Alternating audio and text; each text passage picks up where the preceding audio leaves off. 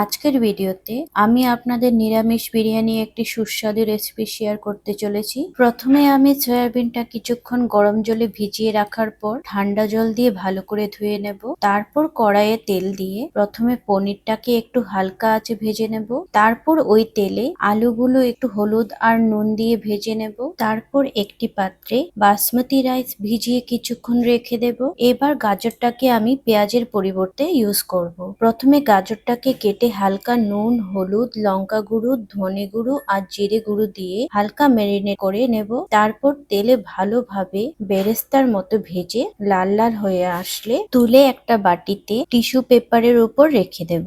এবার সয়াবিনটাকে একটু হালকা নুন, হলুদ দিয়ে ফ্রাই করে নেব। তারপর আমি রাইসটাকে 90% কুক করে নেব। তার আগে জলে একটু নুন, তেজপাতা আর গোটা গরম মশলা দিয়ে নেব ফ্লেভারের জন্য। এবার একটি পাত্রে পরিমাণ মতো টক দই, হলুদ গুঁড়ো, লঙ্কা গুঁড়ো, ধনে গুঁড়ো, জিরে গুঁড়ো, বিরিয়ানি মশলা, কাশ্মীরি লঙ্কা, পরিমাণ মতো নুন আর চিনি আর আদা বাটা দিয়ে মিক্স করে তার মধ্যে ভাজা আলু, পনির আর সয়াবিনটা মাখিয়ে কিছুক্ষণ রেখে দেব। এবার একটা ননস্টিক কড়াইয়ে প্রথমে মাখিয়ে রাখা আলু, সয়াবিন আর পনির দিয়ে হালকা একটু ফ্রাই করে তার উপর আমি সর্ষের তেল দেব। আমি এই ক্ষেত্রে সর্ষের তেলটা পরে দিয়েছিলাম একটু ঝাঁঝালো গন্ধ আনার জন্য। তারপর একটু ফ্রাই হয়ে গেলে ওই বাটি ধুয়ে জল দিয়ে একটু ফুটিয়ে নেব।